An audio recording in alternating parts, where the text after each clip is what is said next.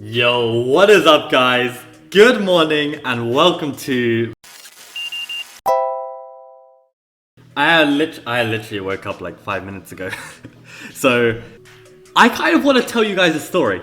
Honestly, I want to tell you guys a story of what happened yesterday and the build-up to me playing one of the best games of my life. So, okay, let me set the scene. So, firstly, over the last year, I've been quite torn between like my motivations in different things. Like, there have been times where I've been really focused on shogi, there have been times where I've been really focused on chess, and there have been times where I don't want to focus on either of them and I'm like looking into other, I guess, career paths, you could say.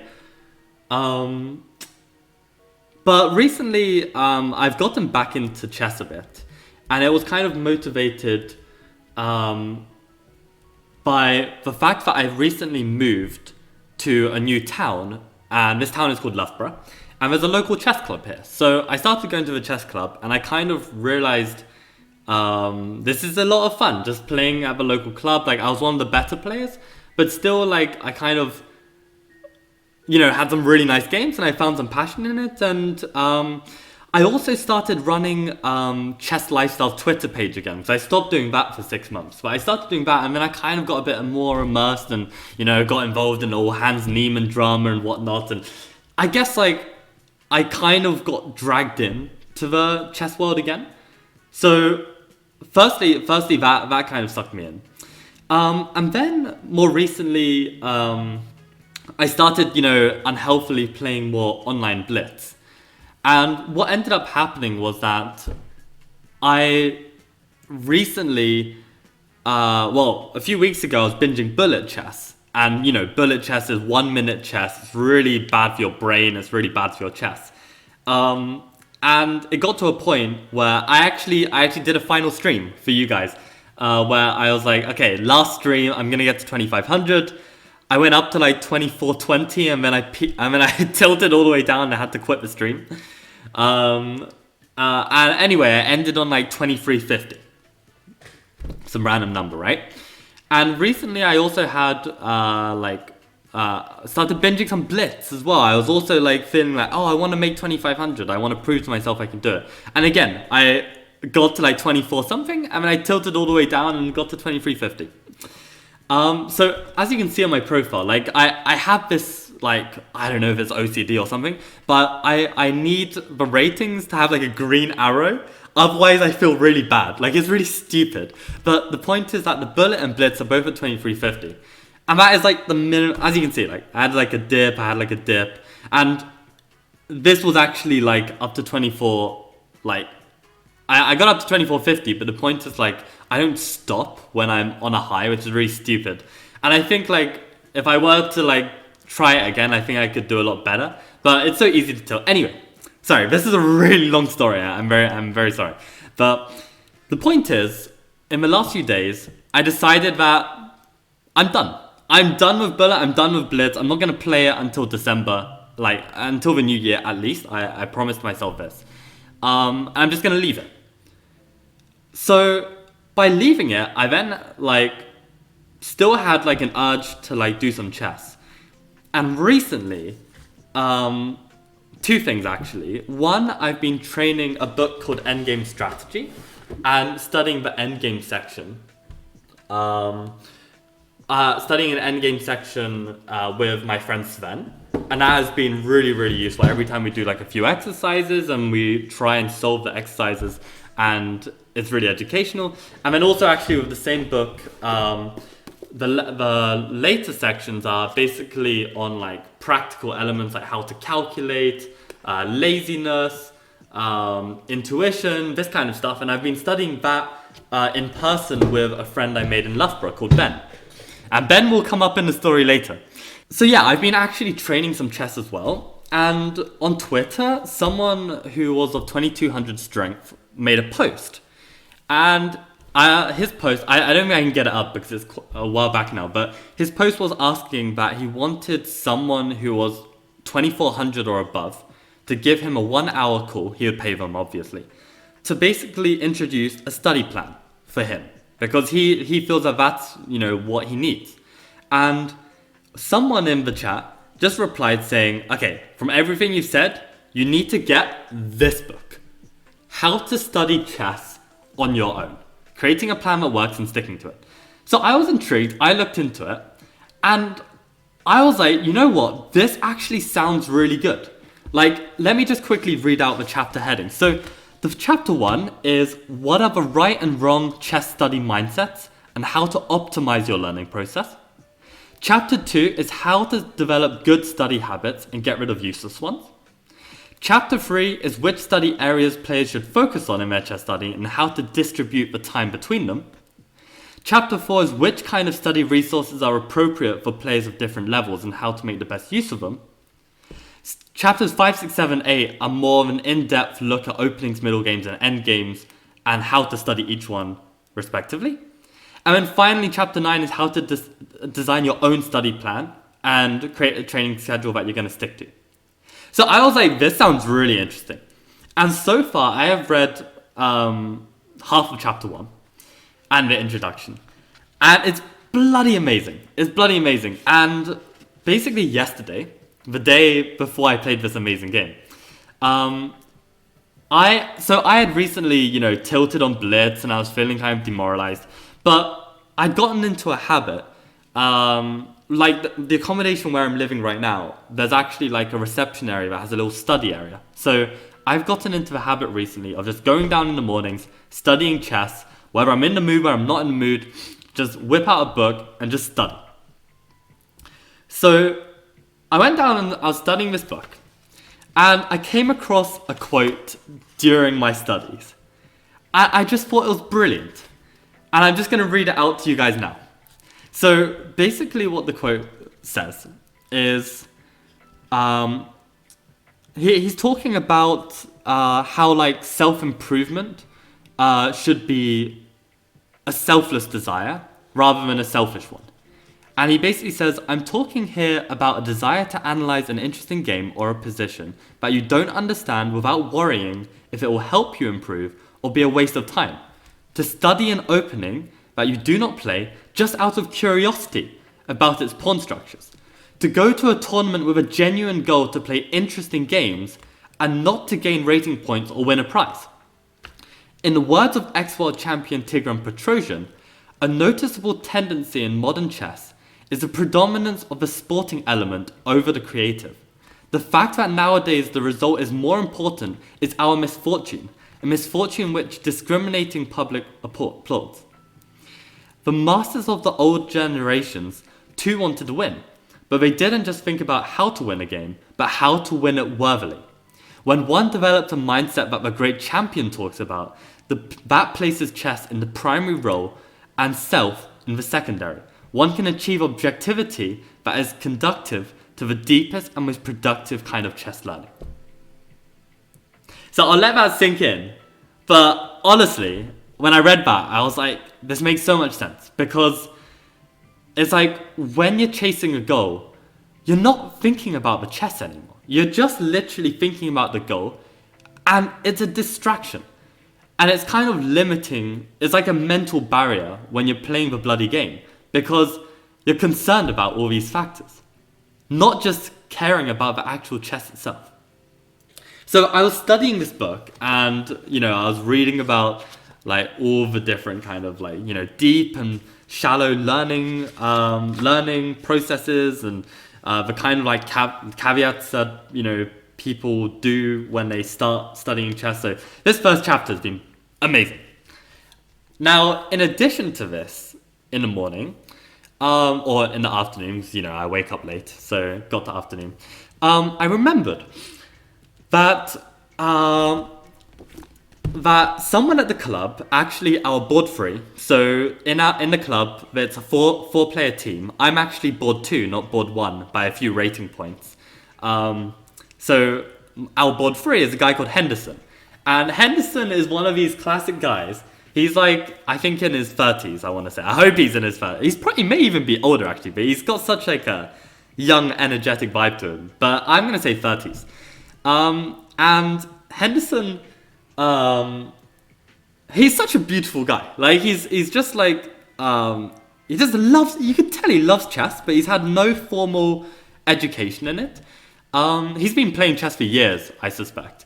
But his way is very, very aggressive. And when we play games, it's a lot of fun because my style of chess, if someone plays aggressively against me, I throw it right back at them. And it becomes some of the most beautiful games ever. So we've had some amazing games. And what Henderson said to me was like, Michael, you need to check out the games of Paul Keres. You need to have a look at Paul Keres because Paul Keres is exactly your kind of style. And to be honest, I never thought about I never thought about looking at Paul Keres' games because unfortunately for Paul Keres, he never became a world champion. So I never really bothered to look, which is as bad as that sounds. But from looking at his background, basically Paul Keres is known as one of the greatest players to never win the World Championship. And actually he was supposed to challenge Alexander Alekhine, but he never got the chance to because of World War II. And I looked at a couple of his games, and I just want to very quickly show you one of them. Because this game was incredible. This game was actually incredible. And I'd like to show it to you now. So let me give you some background to this game. I hope you guys don't mind. Like this is, I'm really taking my time when going through this. Okay, let's do it like this. So basically, this game by Paul Keres, he was playing Boris Spassky, and as a lot of people know, Boris Spassky was a former world champion who lost to Bobby Fischer in that world championship match. Now, Boris Spassky had already, won the world championship on multiple occasions against very, very strong Russian competitors, and honestly, Boris is a fantastic player. So the fact that Keres in this game completely annihilates him, and this is in a candidates match as well. This is, back then, they used to do like a knockout candidates as opposed to like a round robin to decide who would play the world champion. Sleeping Bird, we're taking a detour by taking a look at one of Paul Keres' games. So essentially, Paul Keres inspired me to play the game that I was going to play. So this game had some inspiration. So you're gonna see. So this is in my positions for students folder because I'm showing my students this game as well. So he plays d4, and it's a Nimzo Indian. I don't know much about Nimzo Indian. I've never played it in my life from either color.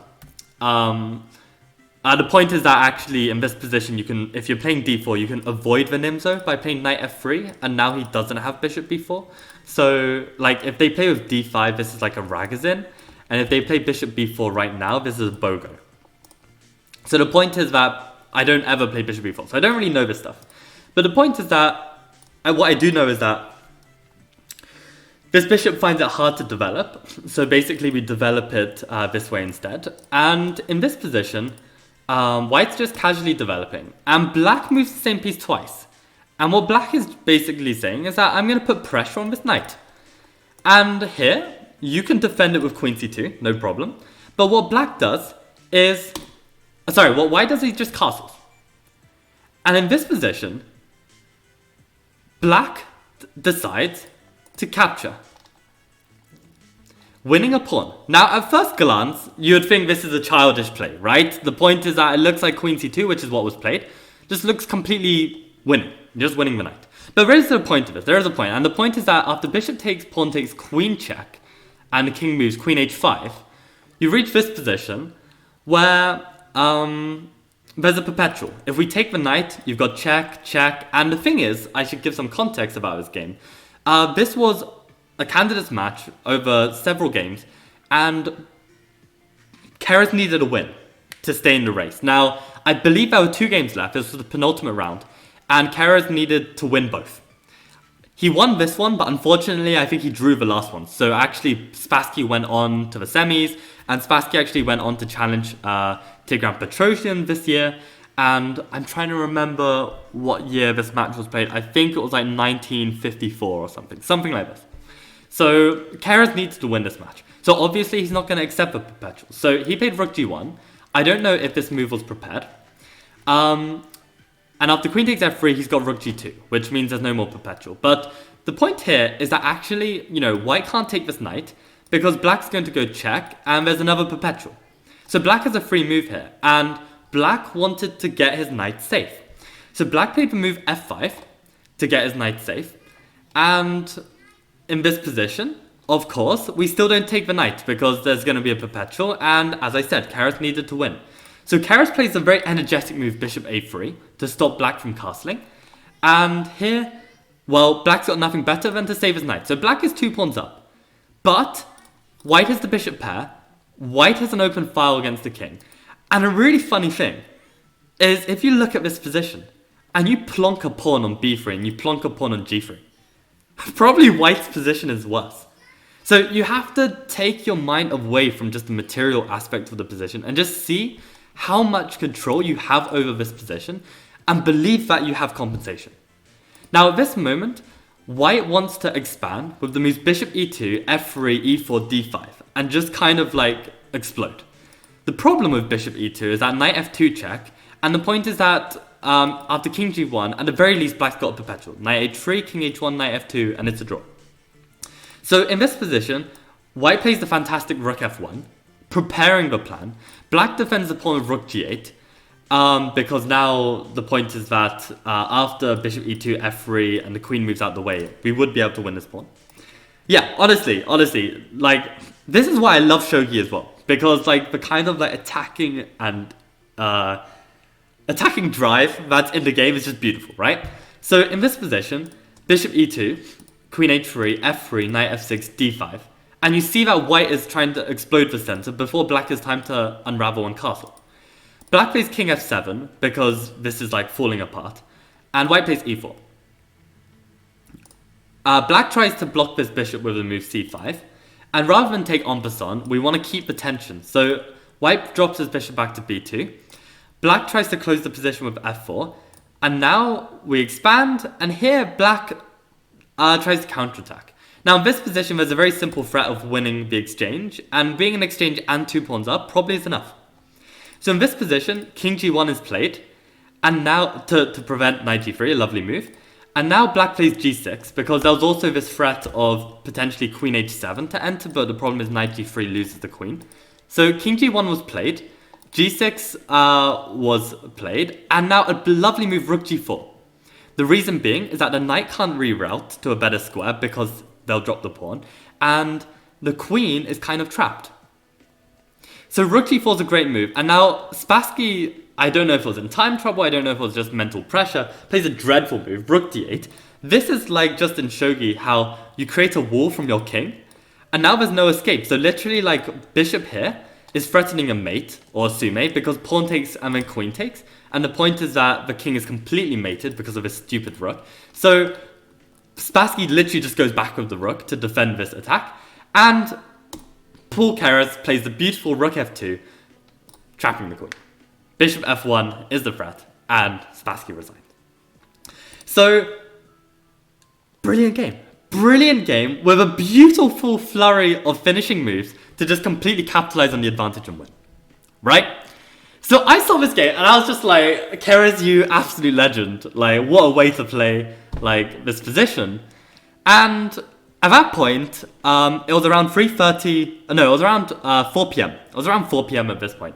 And I had a chess lesson at 4:30. So I normally give myself half an hour to prepare the files, prepare the lesson, just, remind myself of what I want to teach, right? So I start preparing my chess lesson. I actually prepare this game to teach my student because he's a very, very strong student and he can understand everything I just said. Probably better than I can. He's extremely strong. So I give the lesson, and that's like an hour and a half. Well, no, so the lesson's technically 2 hours because I'm teaching 2 brothers. But we ended up going for 2.5 hours, whatever. And after that, I had to quickly eat some dinner and then rush off to my league match. Now, I heard from the guys that the league match was going to be against someone strong. This team, I believe they came second in Division 1. We promoted to Division 1 last season. I've recently moved to the area, so I wasn't a part of that team. But the point is, this team was going to be a damn good team. So I get to the match, and our board 1 is playing like a 2150. who's pretty strong. My FIDE is and ECF is around 2000, and my opponent was like 2070, 2080, so like getting close to 2100. And apparently the guy I was playing has a lot of history in chess. Like, he's been stronger in the past as well. So he's a good player. He's a good player. And I see Henderson at the start of a round, and I mentioned to him, "Yo, Henderson, I looked at Keres' games. Bloody fantastic." And he was like, right. It's like, exactly your style. Like, it's not like, attacking from the get-go like Tal, but like, it's just like when he sees his opportunity, he goes for it. I was like, thank you for showing me. I'm going to look at more of Paul's games. Henderson is getting a beer for himself. He's outboard free. And then he's like, "Oh, do you want one?" But then he was like, "Oh, but actually, no. I don't want to offer you one because, like, if you lose the game, then it'll be my fault, right? Because of his drink." And I said, no. Actually, like, I'll take a drink because just for you guys to know, my best season, my best year in chess was actually in my second year of uni, when I played in the London League, and I was playing for a team called the Drunken Knights, and in the Drunken Knights, I'd play the home matches, and when I'd get there, like, I would always get myself a half pint of cider. Like, just a tiny bit of alcohol, just to take the edge off. And I had the most amazing season where I scored 9 out of 10 with 2 draws. I didn't lose a single game. And I was playing players the same strength as me on paper, like 1900s and above. It was an amazing season. So I was like, you know what, Michael? Let's try it. Let's try a beer. Let's try a half pint of beer, half pint of Carling. Let's see how it goes. Now, I remembered, I took a sip, and I was already feeling it. I was like, oh, this is a bad idea. Because 2 things. I realized that in second year, I was drinking so much every week that my body was probably used to the alcohol. And, like, nowadays, I'm old. I don't drink. I'm 24 now. I don't drink like that. I don't drink at all. So I was like, oh, this is a bad idea for that reason. Secondly, I remembered that when I used to drink and play, I would like halfway through the game get up from the board and order my beer rather than order it at the start. The point was like, I'm focused at the start. I can like really focus for like half an hour. And then once I'm feeling a bit tired, I get a beer and then I wake up and then I'm playing great chess. So this was me drinking from the start. And I was like, okay, I've done these things wrong. But I was like, okay, honestly, it's fine. Whatever. Let's just go. Right? So, onto the game. I know there's been like 28 minutes of foreplay, but you're just gonna have to allow it. The point is we're here. We've got to the game. Now, I'm gonna hide next moves. Obviously, you can still see the moves. And if you like, I would recommend you like put something on the side of the screen to just cover the moves. Because it's better if you don't see what's coming. Because boy, is it a game. Boy, is it an amazing game. So, my opponent turns up late. I don't start his clock because I don't really want like an unfair advantage where I'm playing like, half an hour up on the clock. So I don't start his clock. But it gets to the point where he's like 15 minutes late. I've basically got to start. Old men like to talk. Oh, I like to talk. I'm old. I tell you. And welcome to the stream, by the way. Welcome. So I played knight f3 and I'm waiting for him to turn up. Now the guy turns up, and I've just gone to the bathroom, right? So he's at the board by the time we get back, and he apologized for being late. You're saying he was looking for parking, but the guy's a mess. The guy's like, okay, maybe a mess is a bit too harsh, but like a bit like greasy hair. Okay, I've got greasy hair right now. I've just woken up. I'm a mess. Okay, I'm a mess, so I can call other people a mess. Anyway, greasy hair. His breath smelled like prawn cocktail crisps, and I was just like, oh, for fuck's sake! Like, I'm gonna have to like. I've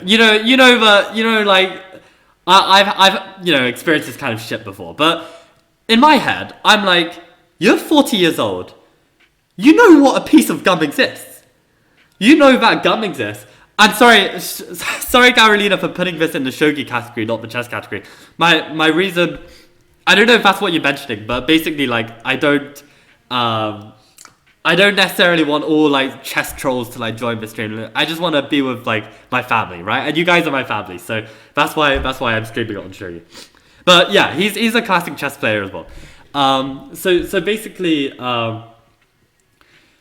Yeah, so the guy is smelling like prawn cocktail, Chris, and I'm just like, you're 40 years old. You know what gum is. You know what like mint gum is. You could have nice breath if you wanted to, but clearly you're just a motherfucker who just wants to like maximize his chances on the board by like being a distraction to me. And he had like a smartwatch, and like he was just at times clicking it, and I was just like, well, fuck you, like what are you doing? Like like just play the goddamn game. Anyway, so he plays knight f6. I play c4. This is my repertoire. I'm done with playing 1d4. I'm done with playing 1e4. I am working my ass off right now to create a 2700 level repertoire of knight f3.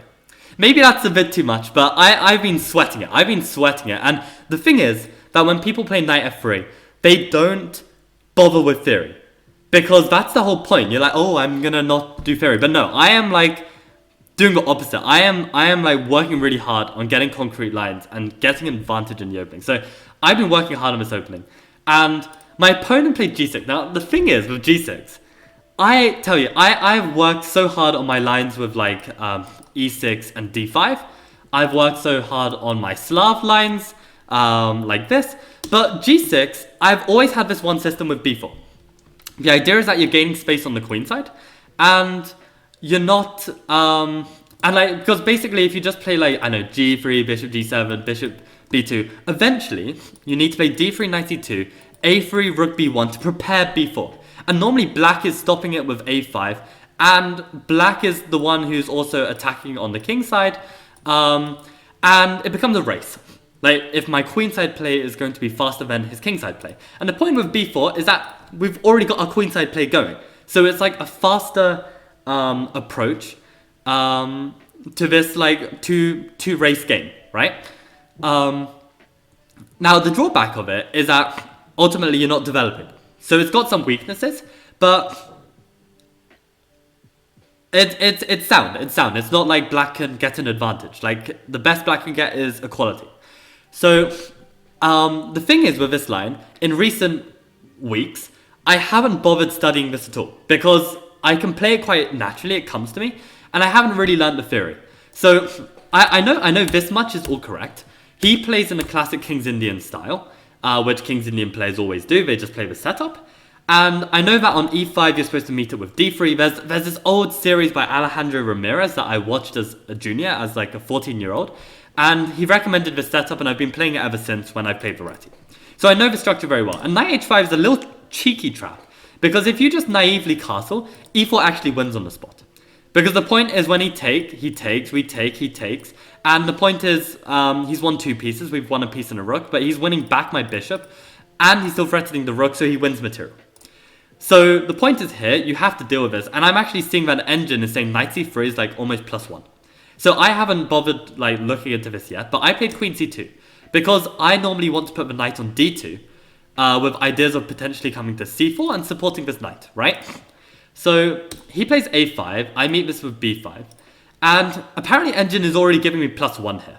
And I'm supposed to play the move knight c3, and apparently this is like a +1, +1.2 position, and I'm doing really well. I don't quite understand my compensation yet. I've yet to look into it, but I definitely will. Like, the knight on being on c3. And it makes some sense as well, because the point is that this d5 square is weak. So I guess, like, the knight is more ready to jump to it. And in the game, I found that I really wanted to make use of this square. So this would make sense. I played knight d2, because normally that's how my setup goes. And here, black played rook e8. And I castled, he played knight c5, and I kind of felt, actually, this is a bit worrying. He's going to play f5, he's either going to play e4 or f4, and I don't really have my play on the queen side, because this knight is clogging up this pawn, and I probably need to dislodge it with d4, but then that opens the position, and this bishop becomes good. I don't know, I wasn't, like, convinced that I'm doing well, but I trusted my opening. I was like, okay, this has to at least be fine, right? So I play rook fd1, potentially playing d4, and also preparing a knight f1 move, and he plays queen e7. I play rook b... Oh, so this is the thing, right? Basically, if black plays f5 here, the rook on d1 actually x-rays the queen, and I've got this move d4. And this is pretty good now, because the point is that I think... Well, what lines were I looking at? I think the point is, let's say he pushes, right? And we take... and let's say he takes, and he takes. The point is that when we take back, this pawn is pinned. So you see that whenever you put a piece on, like a rook or a bishop on the same file or diagonal as the enemy queen, tactics can like work in your favor. So in this position, he plays queen e7.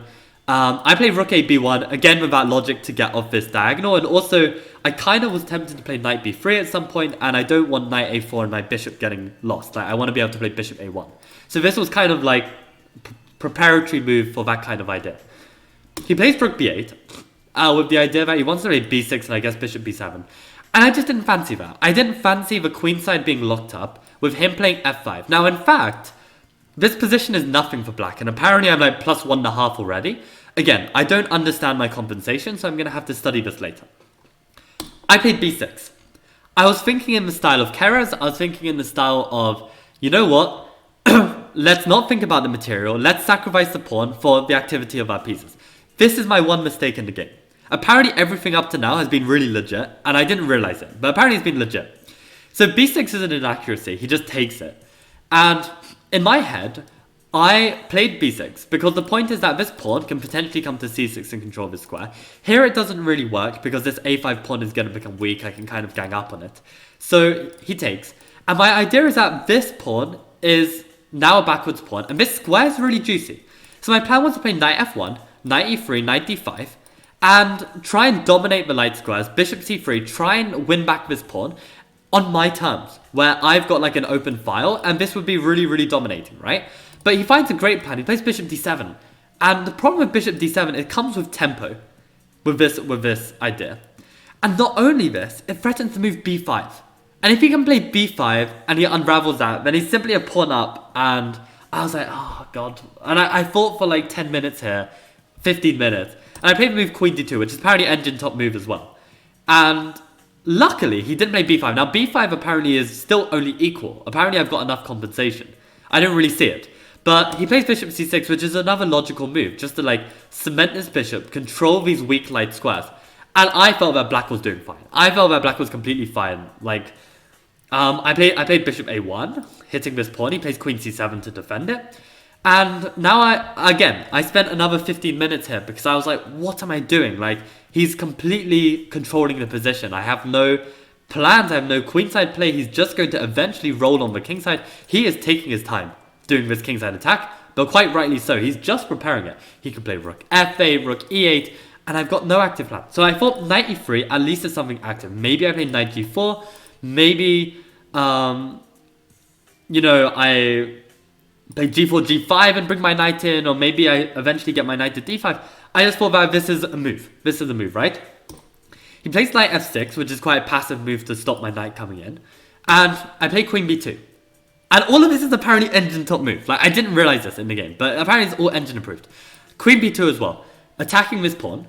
And he plays knight a4. And this, I think, is a slight inaccuracy. I think he needs to play knight d7 to defend. And the problem with knight a4 is I can play queen b3.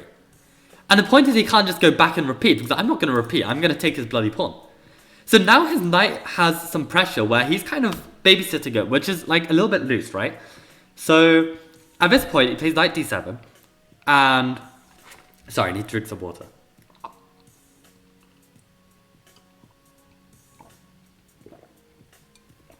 So he plays knight d7 because he wants to add more defense to his pawn, then his knight really can go back. And here I spot this is the moment to break with d4. And again, engine top move, d4. And here, the whole idea of it is that I need some activity. Like, if I don't, he's simply going to put the knight back. I'm going to have to move away somewhere awkward. And I don't know. I didn't fancy him being able to play rook f8, rook e8, f5, and me have no plan. So I played d4 to open up and complicate the position. I'm also threatening d5. So he has to take. At this moment, I've got two choices of bishop takes and knight takes. But what I didn't like was after bishop takes, he can play knight c5. And the point is, I don't have time to play queen c2 because he's got bishop e4 just skewering my queen to my rook. So here I play knight takes d4. He plays knight ac5, and I play queen c2 really quickly. And I am so lucky that I'm not actually lost here, because I didn't realize that bishop a4, I mean, this was a threat earlier, but I wasn't really looking at this. I was just like, the queen is best on this square. And this is why my chess is bad sometimes, because I make tactical oversights, and that loses me games.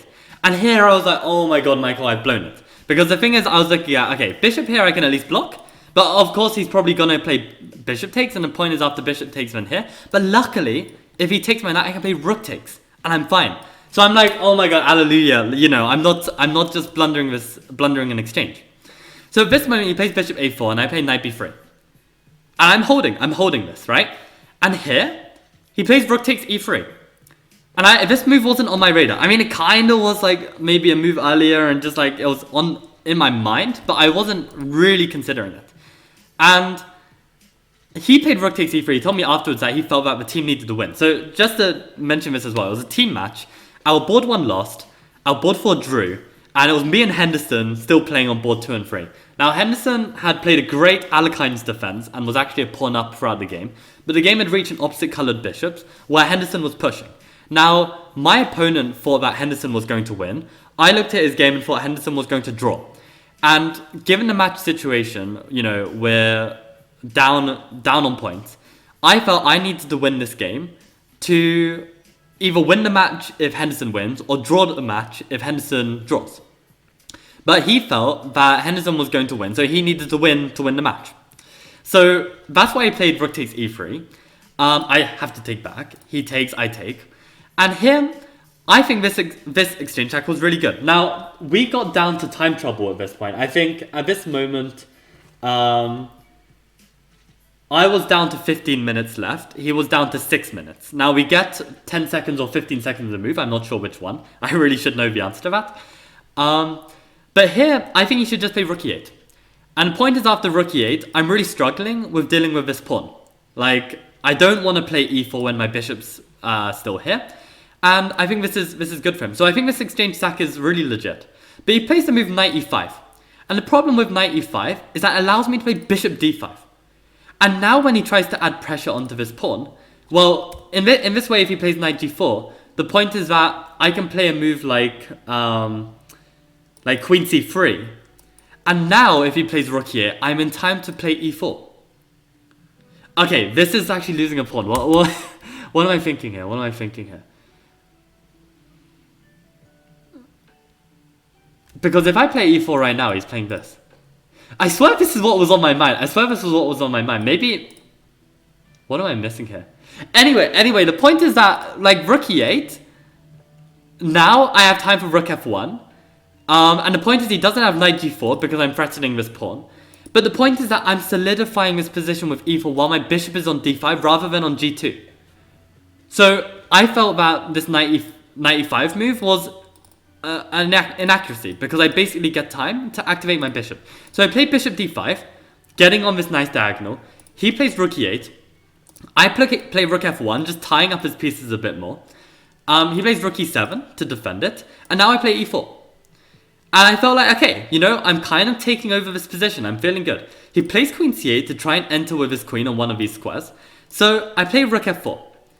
And just like in the Keres game, if black goes to queen h3, you know, I've got ideas of queen h4 and the queen is like looking awkward here. So I was like, okay, this rook is going to be doing bits. And also it's getting out of the way for my rook to double. Now here, black finally makes a blunder. Amazingly, these last 30 moves is almost engine perfect. It's crazy to believe, but it is. It's almost engine perfect. Like, if this was like one of those Hans Niemann drama games, it would be like a 100% kind of game. It's crazy. You can check it out yourself. But here he makes the first mistake, which is g5. And g5 allows me to play rook f5. I mean, obviously I have to make sure there's no like tricks to like, you know, win my rook. But it gives up this important square, which also blocks the queen. So I play rook f5. He now plays h6 to defend his pawn, otherwise I'm just winning a pawn and his king is weak. And I double my rooks. So I'm bringing all my pieces in now. Now, at this point, he plays bishop d7. And I'm thinking, okay, well, I could play rook f6 and I could try and win one of these pawns. But I was like, my rook is going to be really awkward on one of these squares. And in my mind, at the start of the game, I told Henderson, I'm going to play like Keres. That was my goal. I wanted to play interesting chess. Like the book said, don't care about the result, don't care about the rating, just play a bloody interesting game. And at this moment, I was like, actually, I can sack the exchange back. I can play knight d4. If bishop takes, knight takes f5, I'm threatening these pawns. I don't know if this is better for me. But the point is, my knight is going to be a monster, either on d6, either on h6, and either his kingside is going to collapse, or I'm going to take this pawn and my knight's going to be a monster. Like putting pressure on f7 even, and the queen. So I played it. Knight d4. He then responds with a brilliant move knight e6, which I hadn't seen at all. The point being that he completely clogs up my pressure on f7. And the point is, he's completely unraveling if he can trade the pieces. And this is really tricky. And at this moment, we're both in time trouble, right? He's under 2 minutes, I'm under 4 minutes. And I'm like, okay, I've got to find a good move here. Because my knight is attacked. I don't really want to retreat. I don't really want to defend it. I was considering moves like e3 maybe. But I was like, I'm losing my advantage. And then I suddenly saw, wait. If I play rook takes e5. Firstly, if he just takes me back, I can play knight f5. And I've got similar kind of compensation to that previous line. Where he moves the rook, I'm going to destroy the kingside. I've got play on f7. This looks legit. But then I start looking at, hold on. Rook takes knight.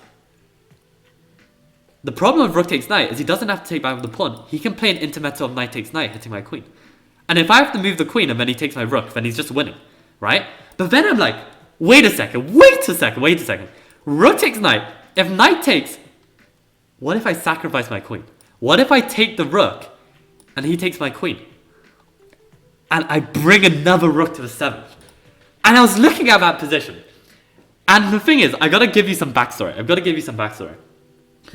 When I was a junior, I got to a fairly decent level through my practical chess. I was a swindler. I was exactly that kid who read Chess for Tigers as a junior. And I was a swindler.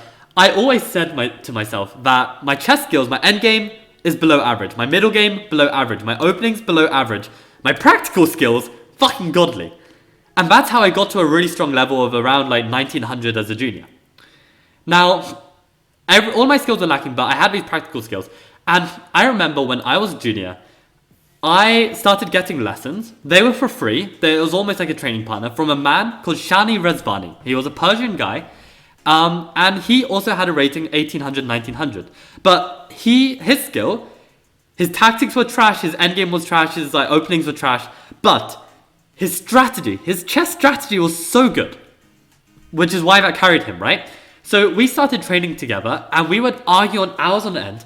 And our training went like this. We either analyzed my games because he was my elder, he was my coach essentially. And we were either analyzing my games or we were studying my system by Aaron Nimzovich. And anyone who's in the chess world will have heard of my system. You either love it or hate it. It is basically it's like the first ever strategical book released in the world.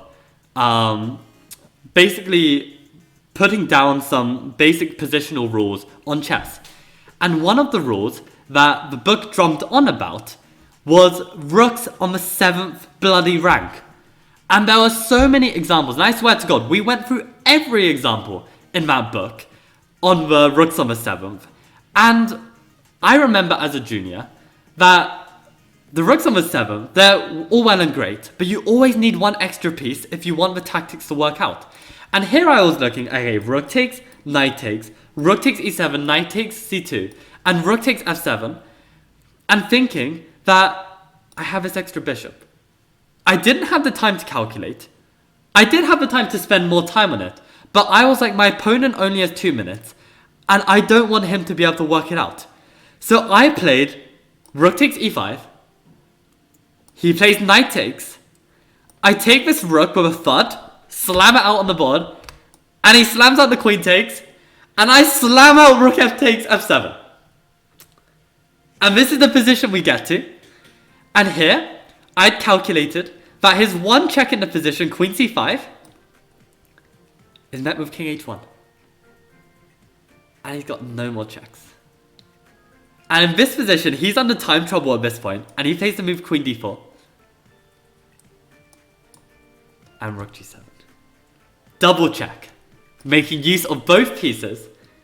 And here, he was really salty because he tried to grab the queen and take my rook, not realizing it was a double check. He didn't realize the power of this bishop combined with the rooks on the 7th rank. And here, the point is, I mean, king h8 just rook h7 mate, or rook g8 mate. And the point is, on rook here, you've got rook check, mate. And this was just so good. This was just so good from this position. From this position to play knight d4, sacking the exchange. He then turns down the exchange. And the amazing thing is, look at the engine. Look at the engine. +2 for knight d4. Only move to take the bloody knight. And then we go in with this whole plan. And it's all engine correct. And it's just bloody brilliant. It's just bloody brilliant. And this game, winning the game, secured the draw for the team. And it just tied in everything so nicely. It tied in the Keres game I was studying. It tied in that quote from Petrosian, basically saying that I should just focus on playing interesting chess. Forget about the fucking rating. Forget about everything else. Just play the best chess to your strengths. And then, like, studying the Keres games. Like, I literally just remember, like, I mean, Henderson told me to study Keres' games a week earlier. I hadn't looked at it. I hadn't bothered looking. And only on today, I was like, I don't really want to head to the club and tell Henderson, I didn't really look at Keres' games. I wanted to go to the club and be like, yeah, I've looked at Keres' games. So I looked at Keres' games. I saw that amazing game that I showed you just now. And then I played this. So this, I don't know. This is like, this gave me the confidence to be like, you know what, Michael? You see how these like exclams at the end, all perfect, like finishing off? This was just like the Keres game, where I've notated it myself, where I've given him exclams on the last few moves. And I was just like, I channeled my inner Keres. You know? So I was feeling so good. And the thing is, you remember like at the very, very beginning of the story, I was telling you what I'm working on with my chess right now. And I worked on, I've been working on endgame I've been working on the Shany Rezvany method with my friend Ben. And the thing is, Ben was at the club as well. And Ben is a very, very strong player. He has studied the classics, but he has no experience in chess. And the thing is, Ben has an ECF of 1600. His online is like 2200. So he's definitely underrated. He doesn't have a FIDE. And I was like, Ben, there is a tournament this weekend in Hull. And to give you some context about this tournament, this tournament actually made me quit chess a year ago. It actually made me quit chess. I was so distraught at my performance. I can go into some extra detail if people want. But it actually made me quit chess. This was like October of 2021. And around this time, I was in a complete rut. I was like, maybe borderline some mental issues. And I actually around this time found Shogi. And this actually kind of saved my mood. Like I really hated chess. And Shogi came along. And then life was good again. But this was a tournament that caused me to collapse. And this tournament is this bloody weekend. And I have been debating whether to play in this tournament for like some kind of redemption. Right? It's been a year. I want to get back at it. And the thing is, I have recently got to 2000 FIDE. Like, I recently played in a couple tournaments in the summer. And I recently hit the golden 2000. And for the longest time in my head, I was like, you know what?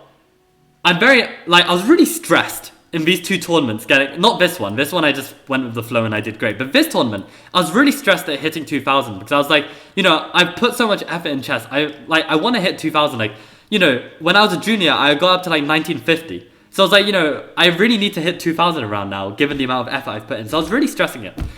And in my head, I was like, you know what? Maybe I just stick to nationally rated tournaments. I don't play any FIDE tournaments, and I just keep my 2000.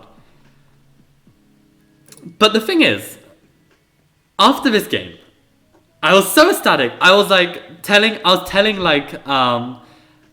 I was telling my friend Ben, like, hey, what do you have plans this weekend? He's got no plans. And I was like, dude, let's enter this tournament. Let's just play. Let's just go up to Hull and let's just play. And he was like, I don't know, like, and I was like, honestly, Ben, you are 1600. You can play in the under 1700. I didn't know the prizes at this point. But look, first place is £500. And this man actually can play chess. And I was like, dude, you play in the under 1700 ECF, you won't get a starting fee day, because I don't really want him to get a starting fee day of like 1500. I want him to get a starting fee day of 2300 and get that bloody FM in one go, you know? He's good enough if he keeps it up. So I was like, you enter the under 1700, I'll enter the open, we go share an accommodation, let's book the tickets tonight. And he was like, okay, you know what, Michael, you're a mad lad, let's do it. So basically, I'm going to be playing in the Hull International Congress, the same tournament that made me quit chess a year ago. I don't care. I don't care if I lose rating at this point. I don't care if I score 0 out of 5. The point is, I have a new mentality for my chess. I am going to play every game as interesting chess as possible. I'm going to try and channel my inner Keres. I'm going to study more Paul Keres' games. I'm going to work on this book.